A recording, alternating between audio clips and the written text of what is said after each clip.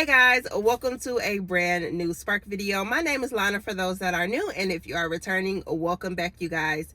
Let me give you a quick disclaimer really quick, okay? We were out today. I got 2 orders. I was out for 4 hours. So I said, you know what?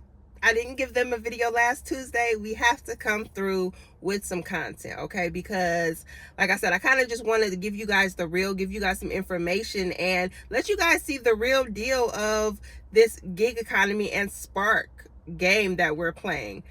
Honestly, it is all fun and games, but there are definitely some days where it's just like, yo, what is going on? So today was one of those days. So instead of a traditional ride-along video, we gonna talk and we gonna chat it up a little bit. Y'all, I've been struggling, and I know a lot of you guys have too. You guys send me comments all the time about how you work all day, you sit up at the store, and you barely get any orders. Trust me, I feel the pain too. I went from making about $300 to $500 part-time.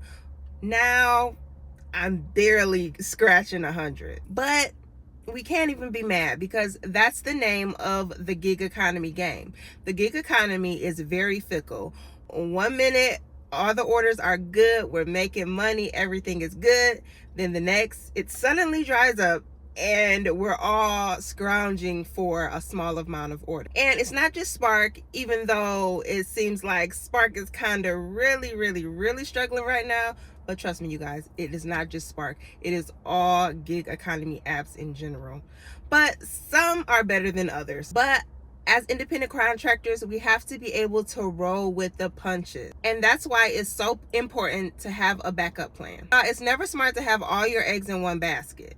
You gotta diversify. And contrary to popular belief, I would not recommend to anybody to quit their part-time or full-time job to be a gig worker. It's just unstable. But the major thing you need to learn is you need to learn the risk and rewards associated with the gig economy. Okay, we know there's upsides and downsides to everything, right? And for Spark and other gig apps, it seems like it's all rainbow and sunshine until you really start working it and you're in the grind. Those 8 to 12 hour days and you barely make what you used to make. Yeah, you definitely have to be a hustler and you have to grind if you want to be a gig worker. I'm not gonna lie though, one of the best things is being able to pick your own hours. You can essentially pick and choose the days you want to work and the times you want to work. And that flexibility, honestly, is golden for me. And you guys, I've been doing gig work for about 2.5 years, so I know a little bit, and I'm going to share a couple of pros and cons with you. Okay, so let's talk about the pros before we get into the cons, okay? So some of the pros that I love about Spark and gig work in general is the flexibility and independence. Like I was saying, we can essentially pick and choose the hours that we want to work, the days we want to work, how often or how little we work. It's ultimately up to us. And I'm not gonna lie, the pay, when Spark be sparking, Spark be sparking. I know I said Spark a lot of times, but what I'm trying to say is the money can be really great. There are some days where I'm getting $20 and $30 orders all day, and so that money definitely adds up, and I can definitely run up the bag pretty quick. Being able to diversify, it's always a good idea to have a whole bunch of different apps, okay? Whether it's DoorDash, Uber Eats, Spark, Instacart, whatever. You can essentially apply to all of these apps and work whichever app is busy, or you can always multi-app, which is a great thing. And along with the flexibility, it allows you more time to work on your goals. A lot of us are working because we have bigger goals, right?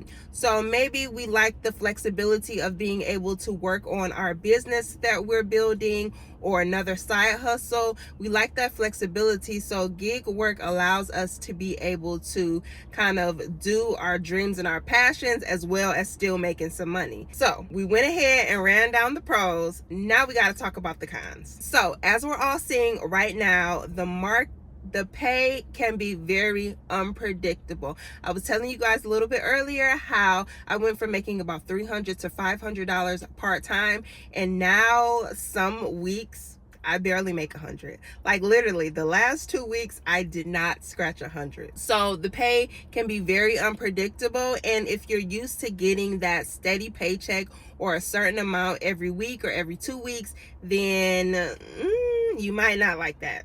And slow markets. So while every market is different markets are going to have different slow times. You might find that certain areas have certain days that are busier than others.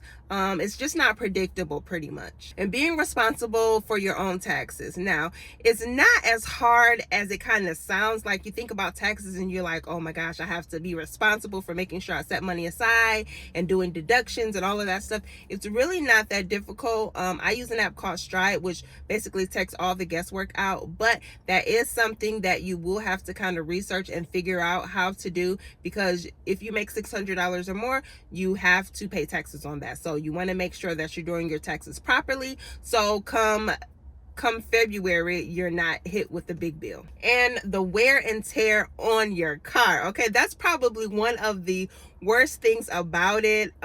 Just having to drive so many miles, put so many miles in your car. That is a big con to a lot of people, depending on the type of car you have. If you have a newer car, so different things like that. But you're driving your own vehicle, so there is essentially wear and tear on your car. And last but not least, we don't get any benefits as gig workers. So we have to pay our own insurance. We don't necessarily get pensions through our jobs, and we don't necessarily have 401ks through our jobs. So that is essentially on us to do any of that. If we want any insurance or anything like that, we are responsible for making sure that we find that. I wanted to give y'all some general information, right? But I'm not saying that gig work is all bad, because it is certainly not. And some of the pros definitely outweigh the cons, but essentially everybody's situation is different. So it's up to you to be able to figure out, is gig work for you? What are the best apps to work? All of that stuff you have to figure out yourself. You can't look at my videos and say, hey, she's making this much,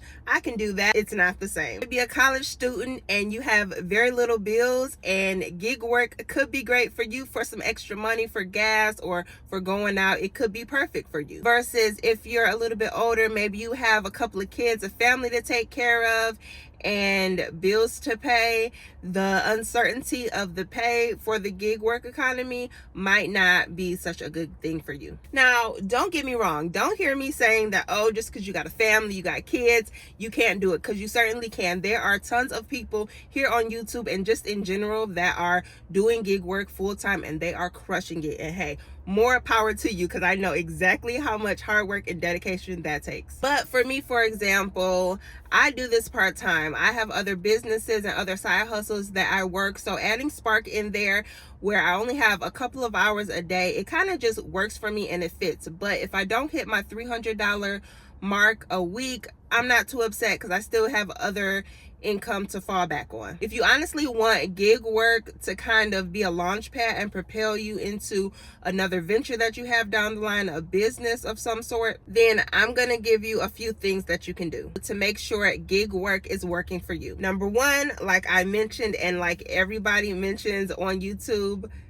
make sure you diversify and you have several apps that you're using. The more the merrier, guys. Listen, when one app is slow, you can always get on another one. And keep your jobs that you have, you guys. Seriously, I was telling you guys, the market is pretty unpredictable. So say you have a part-time job, you're thinking about quitting. I honestly would keep that part-time job. Maybe change up your hours to make it more flexible so you can do more gig apps, but definitely keep that stability, because it's nothing like some steady money coming in. And then pay off your debt or other bills that you have. Paying off your debt, making sure you're financially free, definitely helps for you to be able to maybe quit that full-time or part-time job and actually do gig work full-time, because you don't have certain things that you have to make sure you're paid. Your money is more free to you. So definitely make sure you pay off your debt. And then, like I mentioned, make sure you're working towards something.